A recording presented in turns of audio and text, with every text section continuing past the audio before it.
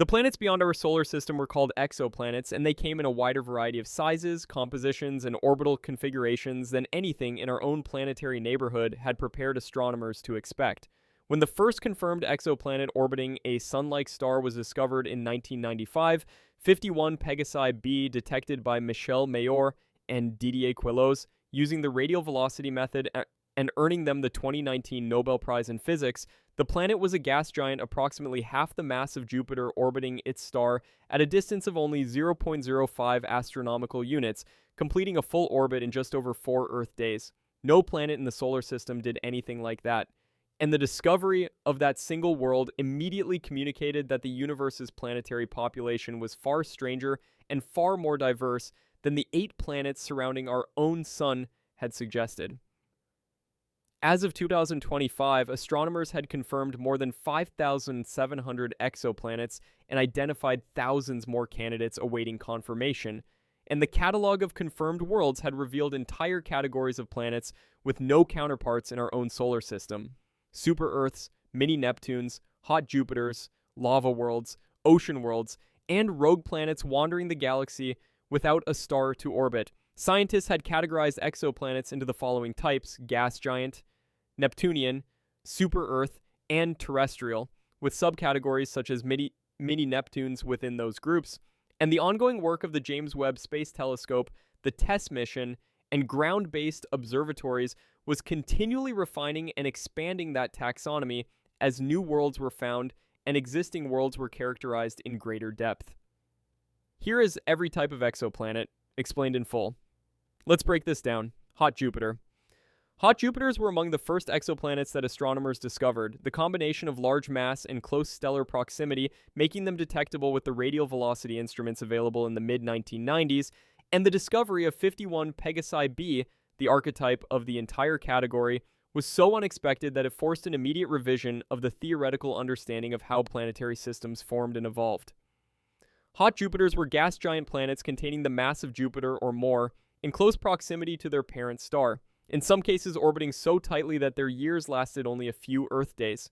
The orbital period of some extreme hot Jupiters being measured in hours rather than days, with the planet completing dozens of orbits for every single Earth day. Assuming such planets could not have formed in their current locations, the temperature and density of the protoplanetary disk so close to a star would have been far too high during the planet formation era to allow gas giants to accumulate. Astronomers concluded that they were born much farther out in the disk, beyond the snowline where water and other volatiles could exist as ice and contribute to the planet's formation, and migrated inward over millions of years through gravitational interactions with the protoplanetary disk itself. The study of hot Jupiters had shed much light on the formation of the solar system, and raised the question of why our own Jupiter had not migrated inward to destroy the terrestrial planets in our system, the way hot Jupiter migration was thought to disrupt interplanetary systems in the systems where it occurred. Traveling so close to their stars, hot Jupiters were tidally locked. The same gravitational stretching that slowed the moon's rotation to match its orbital period around Earth had slowed these planets' rotations to match their orbital periods, meaning that one hemisphere permanently faced the star in perpetual daylight, while the other hemisphere permanently faced away in perpetual darkness. The temperature difference between the two hemispheres was extraordinary. On the ultra-hot Jupiter WASP 121b, known as Tylos, and located approximately 858 light-years from Earth, dayside temperatures exceeded 3,000 degrees Celsius, hot enough to vaporize iron and titanium, while the night side was significantly cooler, though still incandescently hot by any Earth-based reference. The James Webb Space Telescope's observations of WASP 121b in 2025 revealed 2 enormous helium tails spanning nearly 60% of the planet's orbit. One trailing behind the planet, pushed back by stellar radiation and wind, and a second rare leading tail curved ahead of the planet, likely drawn inward by the star's gravitational influence. These atmospheric tails communicated that hot Jupiters were actively losing mass to space. The intense stellar radiation and tidal forces stripping the outer atmosphere in a process called photoevaporation that would gradually erode the planet's atmosphere over billions of years, and that the most irradiated hot Jupiters were in the process of becoming physically smaller as their atmospheres were stripped away. Hit the like and subscribe button to see more videos like this. Leave a comment on your favorite type of exoplanet. Let's get back into the video. Super Earth. Super Earths were planets with a mass between that of Earth and the smallest gas giants, Neptune and Uranus, in our solar system, occupying the size range of approximately 1.25 to 2 Earth radii and containing up to approximately 10 times Earth's mass, a category that encompassed both rocky worlds like scaled-up versions of our own planet and gas-dominated worlds that were closer in composition to scaled-down ice giants. Astronomers thought the composition of many super-Earths was largely rock rather than gas, the name suggesting the most appealing interpretation of what a planet somewhat larger than Earth might be like. But the diversity within the category was extraordinary, ranging from dense iron-rich worlds to lower-density planets with substantial water envelopes to worlds with hydrogen and helium atmospheres retained from the protoplanetary disk. Super-Earths were super mysterious. The category name was misleading in its suggestion of a familiar world simply scaled up, when the physical properties of a super-Earth were not simply the properties of Earth multiplied by the mass ratio. A planet with 5 times Earth's mass and a rocky composition would have significantly higher surface gravity, approximately 1.7 times Earth's surface gravity if the same composition was assumed, which would have profound consequences for the development of any atmosphere, the nature of any geological activity, and the feasibility of the kind of biological evolution that had occurred on Earth.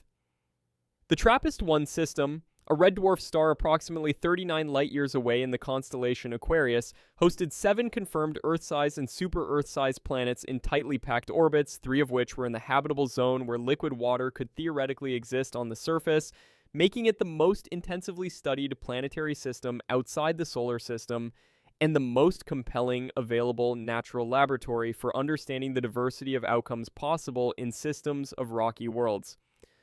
JWST observations of TRAPPIST-1b and TRAPPIST-1c, the 2 innermost planets in the system, had revealed that neither appeared to have a substantial CO2-rich atmosphere, a finding that had significant implications for the habitability prospects of the habitable zone planets further out.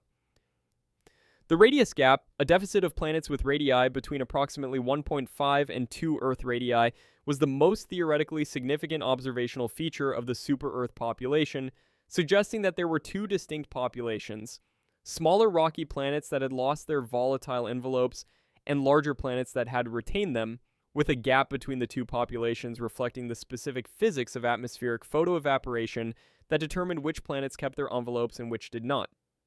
Mini-Neptune. Mini-Neptunes were planets smaller in radius than Neptune, but larger than the small planet radius gap, planets with radii between approximately 2 and 4 Earth radii, and masses up to approximately 20 Earth masses.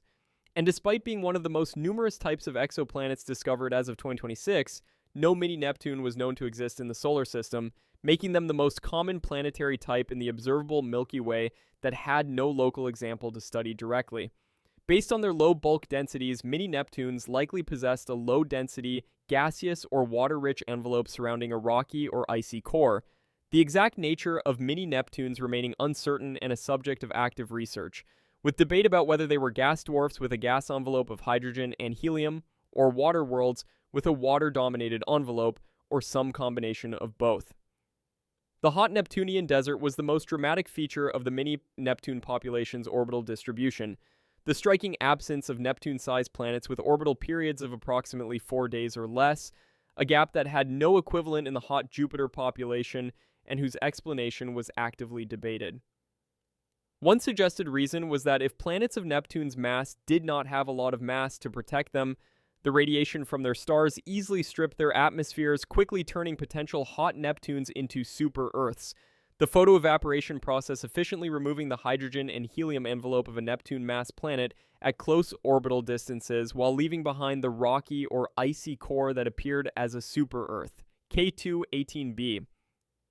A mini-Neptune approximately 2.6 times the radius of Earth and approximately 8.6 times its mass, orbiting in the habitable zone of a red dwarf star approximately 124 light-years away, had been the target of extraordinary JWST spectroscopic observations that detected carbon dioxide and methane in its atmosphere and identified a possible signal attributable to dimethyl sulfide a molecule on Earth produced primarily by biological activity, though the astronomical community's consensus was that the detection was tentative and required significant further confirmation before any biological interpretation could be considered credible. Terrestrial exoplanet. Terrestrial exoplanets were roughly Earth-sized worlds outside the solar system composed of rock, silicate, water, and carbon. The bulk composition of these worlds being dominated by rock or iron in a way analogous to the four inner planets of the solar system, and they could have either solid or liquid surfaces depending on their distance from their star, their internal heat, and the thickness and composition of any atmosphere they had retained. Perhaps unsurprisingly, as Earth was the only planet astronomers were aware of that hosted life, these worlds were the major targets in the hunt for life beyond the solar system. The intuition being that life as it was understood would require the kind of rocky surface, liquid water, and chemical complexity that terrestrial planets provided. A deeper investigation of terrestrial exoplanets was required to determine if they had atmospheres or oceans. The planet's radius and mass could be measured with existing techniques, establishing whether a world was rocky rather than gas-dominated.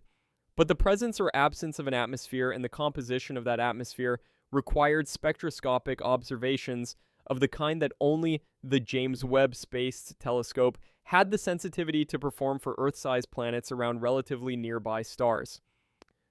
TOI 700d, a roughly Earth-sized planet in the habitable zone of its red dwarf host star, approximately 100 light-years from Earth, was among the first Earth-sized planets in a habitable zone to be confirmed by TESS, and subsequently targeted by JWST for atmospheric characterization, its proximity, and the small size of its star making it one of the more accessible targets for the kind of transmission spectroscopy that could detect atmospheric constituents by measuring the wavelength-dependent reduction in the star's brightness as the planet's atmosphere filtered the starlight during transit. The challenge of characterizing terrestrial exoplanet atmospheres was the challenge of detecting the tiny signal of an atmosphere with a scale height of tens of kilometers against the backdrop of a star millions of times brighter. The signal-to-noise requirements being the most demanding of any observational program in exoplanet science and requiring dozens to hundreds of transits with JWST to accumulate sufficient data for confident atmospheric detection and characterization. Ocean world. Ocean worlds were exoplanets that contained a substantial amount of water, either as liquid surface oceans, deep water mantles, or high-pressure water ice interiors, whose water content by mass significantly exceeded that of Earth and whose physical structure was dominated by water rather than by rock or iron in the way that terrestrial planets were. Ocean worlds occupied an interesting region of parameter space between terrestrial planets and mini-Neptunes. Some ocean worlds were likely members of the mini-Neptune population whose envelopes were water-dominated rather than hydrogen and helium-dominated, while others were rocky worlds with surface water inventories far exceeding Earth's oceans. The concept of ocean worlds had been dramatically validated within the solar system before astronomers began detecting them around other stars. Europa, Enceladus, Titan, Ganymede, and Callisto all hosted subsurface oceans of liquid water beneath their icy surfaces, communicating that water in liquid form was possible. Across a far wider range of locations and conditions than the habitable zone concept had initially suggested. The TRAPPIST-1 system's inner planets had densities consistent with substantial water fractions. The planets' measured masses combined with their measured radii, indicating compositions that could not be explained by rocky compositions alone, and required either water-rich mantles or water-dominated upper layers to account for the low bulk densities. Some exoplanets appeared to be covered in miles of gas clouds, while others just slightly heavier might actually be covered in deep global oceans. The distinction between a water-world ocean world and a mini-Neptune, with a water envelope being one of the most challenging classification problems in the current era of exoplanet science, requiring mass measurements precise enough to constrain bulk density and spectroscopic atmospheric characterization, sophisticated enough to distinguish water vapor-dominated atmospheres from hydrogen-dominated ones. Lava world. Lava worlds were super-dense, larger-than-Earth worlds in close, hot orbits around their stars. Planets whose proximity to their star had heated the surface to temperatures sufficient to maintain vast oceans of molten rock.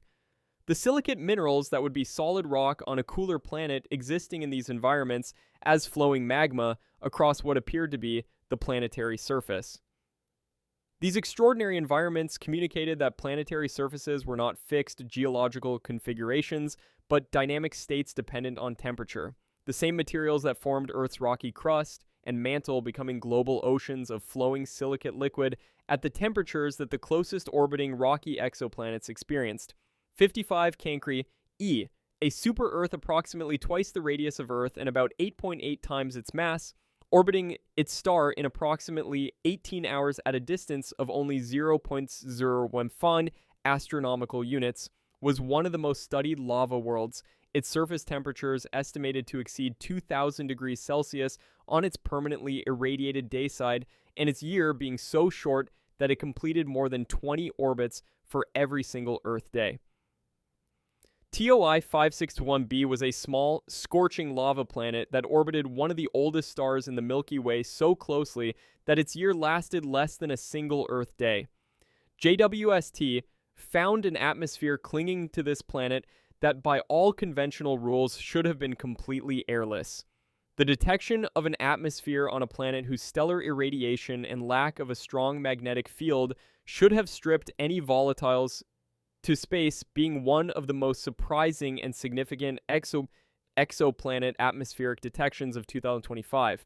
Chthonian planets were a specific subcategory of lava world, the remnant cores of hot Jupiters whose gas envelopes had been completely stripped by stellar radiation and tidal forces, leaving behind only the dense rocky or metallic core that had originally formed in the outer solar system before migrating inward, the Chthonian planet being the most extreme endpoint of the photoevaporation process that continuously stripped hot planets of their atmospheres. The surfaces of lava worlds were among the most geologically active environments possible.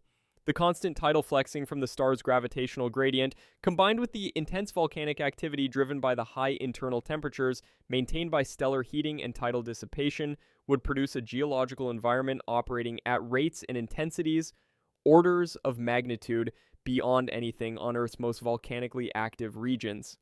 Rogue planets, also called free-floating planets, were worlds outside the solar system that were not gravitationally bound to any star, wandering through the galaxy in perpetual darkness without a parent star to warm them or provide the radiation environment that shaped the evolution of planets in stellar systems. Some rogue planets were even sunless rogues wandering solo through the galaxy in permanent darkness. The phrase communicating both the physical isolation of these worlds and the conceptual challenge they pose to the definition of what a planet was, since the IAU's definition of a planet in the solar system required an object to orbit the sun, while rogue planets orbited no star at all. Rogue planets were thought to be extraordinarily numerous. Estimates based on gravitational microlensing surveys had suggested that the Milky Way contained more rogue planets than stars, potentially billions of free-floating worlds drifting through the galaxy without any stellar system, though the exact population remained uncertain because rogue planets were extremely difficult to detect without the gravitational microlensing events that briefly magnified the light of background stars as the rogue planet passed in front of them. Rogue planets were thought to originate primarily through ejection from planetary systems during the dynamical chaos of planet formation. Gravitational interactions between forming planets could launch one or more members of the system into hyperbolic escape trajectories, the ejected worlds carrying enough velocity to escape their parent star's gravity entirely and become free-floating members of the galactic stellar neighborhood. Some rogue planets might maintain liquid water on their surfaces or in their interiors through internal radioactive heating and the insulating effect of thick hydrogen atmospheres, even in the absence of stellar radiation. The specific scenario of a rogue planet with a hydrogen-rich atmosphere. Maintaining a habitable subsurface environment had been proposed as a theoretical possibility for life beyond stellar systems. The same mechanism of geothermal heating that sustained ecosystems around hydrothermal vents on the ocean floors of Earth potentially being operative on rogue planets whose interiors remained warm through radioactive decay long after ejection from their birth systems.